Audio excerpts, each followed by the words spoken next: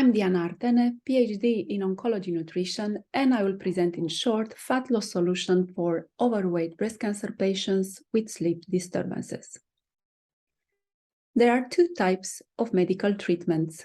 Procedures we do to the patients, where we get nothing if the patient doesn't accept the recommendation, like surgery, radiotherapy, or chemotherapy. And behaviors the patient must do herself, where we get nothing if the patient doesn't apply the recommendation, like breast cancer screening, taking antiestrogenic treatments, or the oral capecitabine, like physical activity, psychotherapy, or oncology nutrition. And while some expect the patient to just do whatever we tell them to do, clinical practice shows that this is not the case, as there are many stages to changing one's behavior. First, the patient is unaware that she has an ineffective behavior. Then, in the contemplation phase, we explain the patient that she has one and that she needs to change. Then, in the determination phase, she looks for solutions and kind of try them out in her head. Then in the action phase, she chooses the solution she thinks that fits her well and start to apply it frequently with high initial enthusiasm. Then life slaps her in the face and she falls back down to old routines. And in the maintenance phase, only the patients who found a solution to maintain the new, healthier behavior when the going got rough manage to become a healthier versions of themselves. Swinging like a pendulum between high determination, kind of doing it, and relapse to old patterns is the human factor that influences the outcome of all of our work in oncology, technically called non-compliance. And some patients are non-compliant to breast cancer screening even after the breast cancer diagnosis, even when insured. Others are not compliant to taking the antiestrogenic treatment either because of personal beliefs associated with extremes of age, out-of-the-pocket cost, general physician follow-up, switching treatments, or because of the treatment side effects. And we even have an analysis performed on 21,000 breast cancer patients showing that those non-compliant to any medication before the cancer diagnosis have twice the risk to be non-compliant to antiestrogenic treatment administration. Non-compliance hits us hard in nutrition too. Many patients starting the dietary intervention with determination, kind of doing it for a while, but then pendulating back between falling off the wagon and getting back on again in a never-ending repetition compulsion that gets them nowhere. During my PhD, I evaluated all treatment-specific and patient-specific factors that could influence the efficacy of nutritional interventions. And there were three conclusions of my PhD thesis. First, in compliant patients, we can counteract sarcopenic obesity. It's hard, but it's achievable. And it's hard because we, as dietitians, we cannot eat instead of the patient. Second, non-compliance is barely influenced by treatment-related factors. Chemotherapy, radiotherapy, or the type of breast surgery have no long-term impact on oncology nutrition efficacy.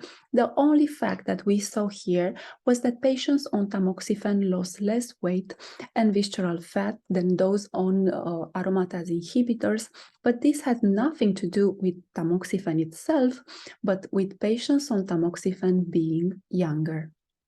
And the most important conclusion of my PhD thesis was that non-compliance is mainly influenced by patient-related factors. As a group, younger patients had the highest non-compliance because after the cancer diagnosis, many adopt extreme nutritional beliefs and take out all sorts of foods and take more and more dietary supplements that can interact with the treatment efficacy and that can be in conflict with our more moderate nutritional recommendation. On the other side, non-oncological comorbidities can influence the dietary intervention impact on improving body composition, statin use and depression decreasing fat loss, while the novothyroid disease, usually developed by people who drink the beetroot juice, and sleep disturbances, both of these comorbidities accentuated sarcopenia.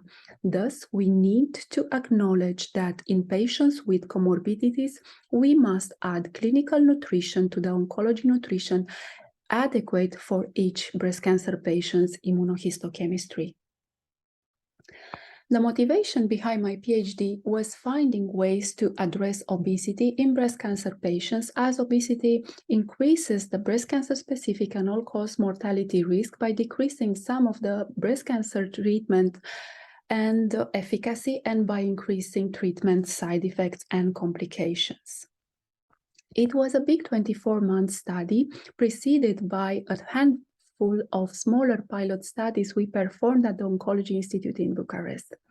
And because sleep is one of the most important causes of non-compliance to literally anything, most of us making worse decisions when we don't sleep enough, one of the pilot studies we designed tested the Karolinska sleep journal efficacy in improving sleep quality in overweight and obese breast cancer patients, which seemed an easy-to-implement solution in the busy day-to-day clinical practice. And it all started from an older study, which showed that insufficient sleep increases the need to eat more and leads to weight loss by muscle loss and to fat protection. During the same restrictive dietary intervention, people with sleep disorders losing 55% less fat. And I underline restrictive dietary intervention because we found out in our clinical practice that patients and people in general with sleep disturbances that follow to restrictive dietary intervention lose more muscle and can go more towards sarcopenic obesity. The Derjava study contradicted epidemiological data showing no impact of sleep disturbances on BMI after breast cancer diagnosis. But the sole focus on BMI instead of body composition, which is very, very common in epidemiology, misses the point, as real clinical practice proves daily that losing total body weight without improving body composition perpetuates obesity. And for instance, this is a patient of mine that between June 2021 and January 2022 kind of maintained her total body weight, although she practiced less physical activity and less optimal eating because she had a more stressful period of time with lots of disturbed sleep. And while both herself and the oncologist were quite happy that she did not gain weight despite the hardship, she actually gained 5 kilograms of fat and lost 6 kilograms of muscle mass.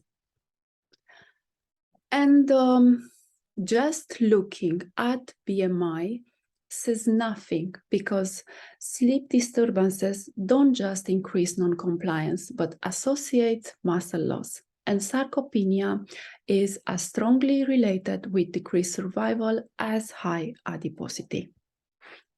With sarcopenic obesity in mind, we thus designed an 8-week small pilot study with only 50 estrogen receptor positive overweight and obese breast cancer patients during antiestrogenic treatment, these having self-reported sleep disturbances.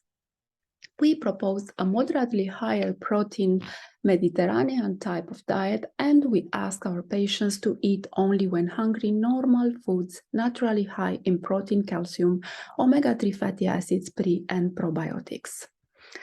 And also we asked half of them to write a Karolinska type sleep journal, and based on their answers, we asked them to respect the preset sleeping and waking up hours and to not sleep during the day, to decrease bedroom temperature, to avoid blue light screens, or at least to switch the light on iPhones or iPads to yellow light 1 hour before bed, and to use blackout curtains to make the bedroom as dark as possible and to avoid light exposure during the night. Patients wrote daily what they ate in the food journal, and they presented this food log to each consultation. And after 8 weeks, we remeasured body composition with a bias scale. In 2 months, patients in the diet intervention group lost 2.3% body fat and 0.7% visceral fat, while those on diet plus the sleep journal intervention also lost kind of the same, 2.1% body fat and 0.8% visceral fat, both with no muscle loss based on the high protein intake in consensus with ESPEN guidelines for cancer patients. And I'd like to underline that the fact that we did not ask them to have a restrictive weight loss diet was enough, both in the diet and in the diet journal and journal intervention, to avoid muscle loss. So the main thing I want you to remember is that people in general and patients with sleep disturbances should not go on extreme dietary restrictions, because these amplify sarcopenia and can amplify further sarcopenic obesity, even in patients losing total body weight, like the one I just showed you before.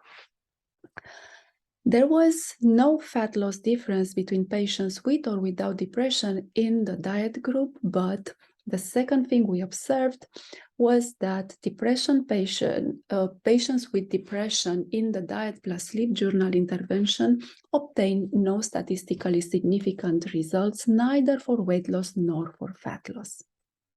So, our small pilot study pinpointed that by improving sleep quality, we can obtain better nutritional outcomes.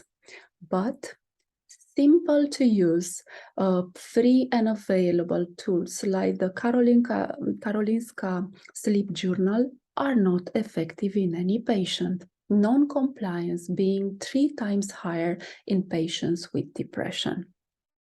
In conclusion, overweight and obese estrogen receptor positive breast cancer patients with sleep disturbances can improve body composition after increasing sleep quality. And this can only happen if we don't put them on too extreme dietary intervention. But nutrition and sleep journal interventions are insufficient in patients with depression. Many depressive patients using eating to self-soothe instead of healthier ways like psychotherapy or physical exercise. Thus, at least in their case, we need to team up with physical therapists and psychologists with oncology expertise and remember that 2 heads are better than 1 if on different persons.